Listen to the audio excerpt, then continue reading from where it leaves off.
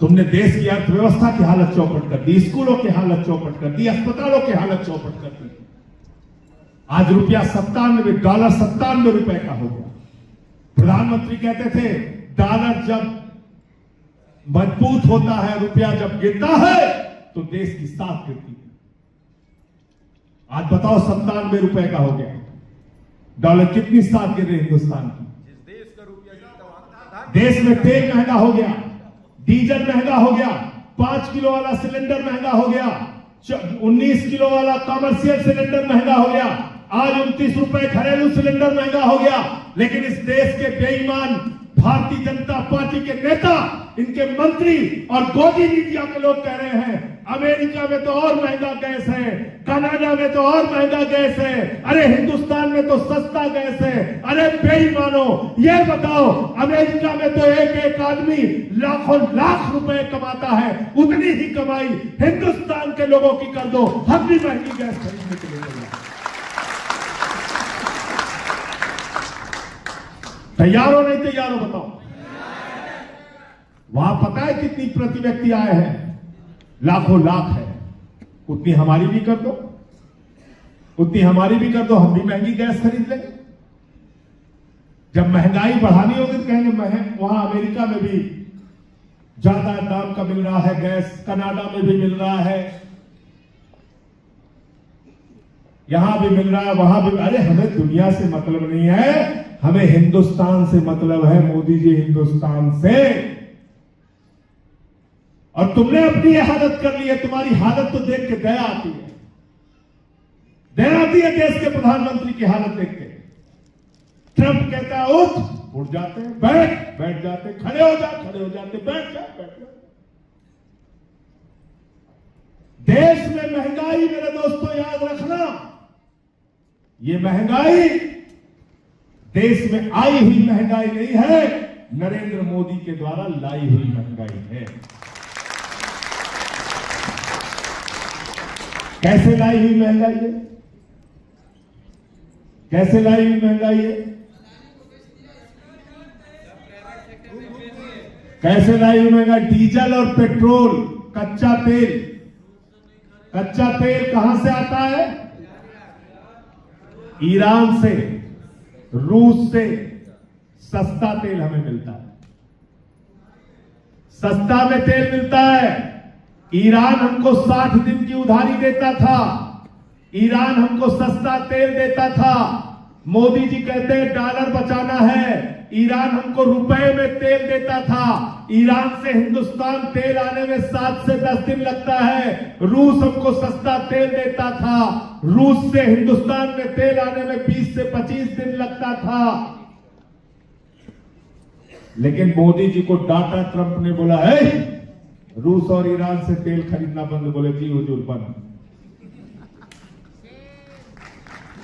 जनता करे अरे मोदी जी हम लोग लाइन में लगे, ध्यान रखो हमारा। बोले कुछ नहीं, ट्रंप ने कहा है बंद।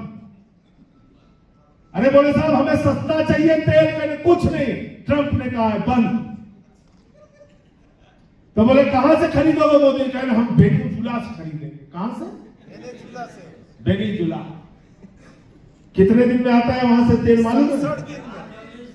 56 से 60 दिन में तेल आता है। 56 से 56 चोरी हो गए हैं। तो 56 से 60 दिन लगता है वेनेजुला से, और 50 से 55 दिन लगता है अमेरिका से। तो अभी नरेंद्र मोदी को जब ट्रंप ने डांटा तो मोदी जी ने वेनेजुला से तेल खरीदना शुरू कर दिया और अमेरिका से तेल खरीदना शुरू कर दिया। और वेनेजुला का तेल इतना घटिया होता है, उसको रिफाइन करने के लिए हिंदुस्तान में कोई भी रिफाइनरी है नहीं, सिर्फ एक है, जामनगर में। किसकी है? अंबानी की। और कोई रिफाइनरी है ही नहीं जो उस तेल को रिफाइन करे, और चंद कहीं होगी तो मुझे नहीं मालूम। तो महंगाई देश के अंदर लाई गई है। आपको नहीं पता था, हमको नहीं पता था, लेकिन नरेंद्र मोदी को पता था। स्टेट ऑफ हार्मोज से हिंदुस्तान की जरूरत का 50% गैस 60% कच्चा तेल गुजरता है। तो मैं मोदी जी से कहना चाहता हूं, मैंने संसद में भी कहा था, मोदी जी अगर ईरान आपका दोस्त था, हिंदुस्तान की जरूरत का तेल और गैस वहां से आता था, तो तुमको क्या जरूरत थी कूद के 3 दिन पहले इजराइल पहुंच गए, बोले हमको मेडल पहना, मेडल।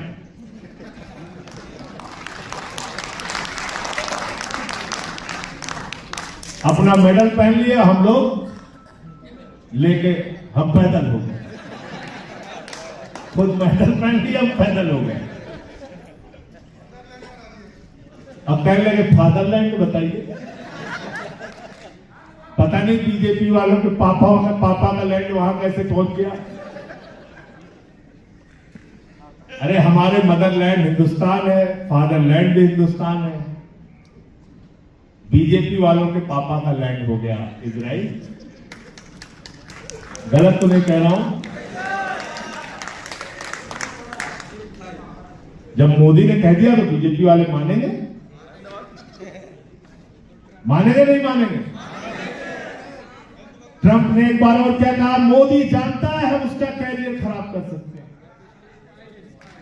देखो तुम लोग बहुत समझदार हो, सब बोलते जा रहे हो, मुझे कम बोलना पड़ रहा है। मैं कम बोल रहा हूं, आप लोग ज्यादा बोल रहे हो। एप्स्टीन फाइल का टर्म दिखाया, बोले मोदी जानता है मैं उसका कैरियर खराब कर सकता, बोले जी हुजूर कुछ निकालना मत उसमें। ऑपरेशन सिंदूर हुआ, हम सोच रहे थे भारत की सेना, गौरवमयी सेना, वो पीओके पे कब्जा करेगी, उसी वक्त नरेंद्र मोदी ने सरेंडर कर दिया। अरे वो सीज फायर, फिर तुम लोग यार उनके शब्द में फंस जाते हो, फिर उनके शब्द में फंस जाते हो। अपना शब्द तो शुरू करो। सरेंडर कर दिया, किसके कहने पे? ट्रंप के कहने पे। नाम नरेंद्र, काम सरेंडर, ट्रंप के कहने पे सरेंडर कर दिया। तो भारत की प्रतिष्ठा को पूरी दुनिया में गिराने का काम किसने किया है? किसने किया है? और राष्ट्रभक्ति वक्ति की बात इनसे कभी उम्मीद मत करना। ये कोई देशभक्त नहीं है,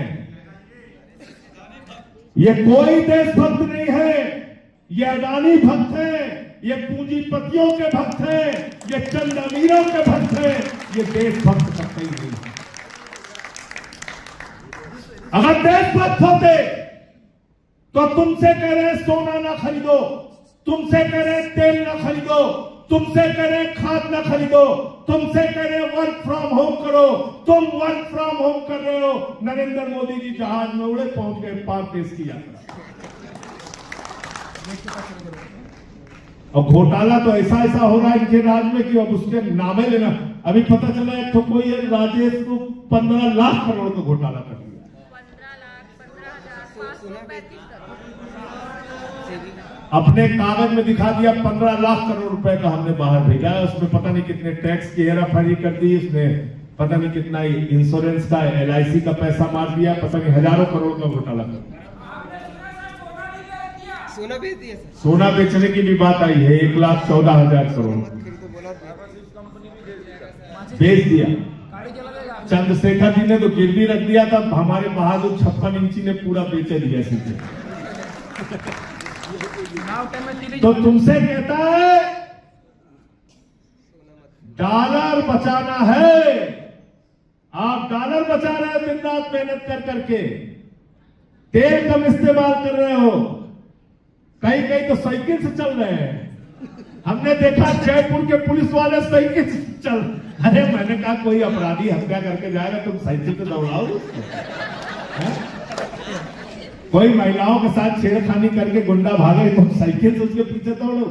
1 लाख मारेगा, साइकिल लेकर उधर गिर जाओ। बताइए आप, मूर्खता की हद है। अरे भाई पुलिस वालों को तो कम से कम गाड़ी दो यार, तो गाड़ी से पीछा करेंगे, साइकिल दे रहे हो उनको। यही हालत है, ऐसी ऐसी मूर्खता है। तो इसलिए साथियों दोस्तों, पूरे दुनिया में भारत की प्रतिष्ठा को इन्होंने गिराने का काम। गिराने का काम किया है। आज इस देश के नौजवानों के मुद्दे हैं, इस देश के किसानों के मुद्दे हैं, इस देश के आम आदमी के मुद्दे हैं। क्या क्या बातें आपसे कही गई थी, क्या क्या वादे आपसे किए गए थे, उसको याद रखना। आपसे कहा गया था इतना काला धन लाएंगे, हर आदमी के खाते में कितना जमा हो जाएगा। उसके बाद कहने लगे हमारी बहनों ने 1500 का नोट रखा था अपने पति से छिपा के संदूक में कि बेटी की शादी में काम आएगा, मकान बनवाने में काम आएगा। नरेंद्र मोदी जी ने कहा माताओं बहनों यही काला धन है, निकाल के लाइन में जमा कर दो, उसको जमा कराएंगे। काला धन 3 गुना बढ़ गया इनके राज में। फिर बोले 2 करोड़ नौजवानों को नौकरी हर साल देंगे। तो 12 साल में 24 करोड़ नौकरी मिलना चाहिए था कि नहीं मिलना चाहिए? बताओ, जैसे मोदी जी पूछ रहे हैं मैं ऐसे पूछ ले रहा हूं। भाइयों बहनों मिलना चाहिए था कि नहीं मिलना चाहिए था? मिला 24 करोड़ नौकरी? 24,000 नौकरी भी नहीं दिया। 24,000 नौकरी भी नहीं दिया। हमारे यहां यूपी में गए तो बोले नौजवानों क्या चाहिए? उन्होंने कहा रोजगार। बोले क्या चाहिए? बोले रोजगार। बोले क्या चाहिए? बोले रोजगार। बोले गोबर से तुमको रोजगार देंगे। किससे रोजगार देंगे? छत्तीसगढ़ वालों को तो नहीं बोला ना? अच्छा, यहां भी गोबर से देंगे। अच्छा, वो भूपेश बघेल ने बोला। तो दोनों गोबर से रोजगार दे रहे हैं आप। ये गोबर से रोजगार देने वालों को यहां से अलविदा करो, यहां से विदा करो। आम आदमी पार्टी वालों को लाओ, आम आदमी पार्टी आपको रोजगार देगी। आम आदमी पार्टी आपको नौकरी देगी। गोबर से रोजगार दे रहे उत्तर प्रदेश में मोदी जी के। आप सोचिए भारतीय जनता पार्टी कैसी पार्टी है। आप सोचिए आपके लिए और आपके देश के लिए क्या सोचते हैं, आपके बच्चों के भविष्य के लिए क्या सोचते हैं। भारत का प्रधानमंत्री चुनाव प्रचार में जाता है, वो ये नहीं पूछता आपको स्कूल चाहिए कि नहीं चाहिए, अस्पताल चाहिए कि नहीं चाहिए, सड़कें चाहिए कि नहीं चाहिए, किसान को फसल का दाम चाहिए कि नहीं चाहिए, नौजवानों को रोजगार चाहिए कि नहीं चाहिए, माताओं बहनों को सुरक्षा चाहिए कि नहीं चाहिए। देश का प्रधानमंत्री यूपी के चुनाव में जाता है, कहता है बताओ भाइयों और बहनों, गांव गांव में कब्रिस्तान है तो शमशान होना चाहिए। क्या बोलता है? शमशान होना चाहिए कि नहीं? जुबान इतनी काली है, उसी के बाद कोरोना हो गया, शमशान गांव गांव में। इनसे सावधान रहना। इनको विदा करके इस देश को बचा लो मेरे भाइयों, पीछा छुड़ाओ यार। देश का तबादला कर दिया इन बेईमान। इनकी सोच ही नहीं है आपको आगे बढ़ाने। वो गांव गांव में शमशान बनाना चाहते हैं, स्कूल अस्पताल में।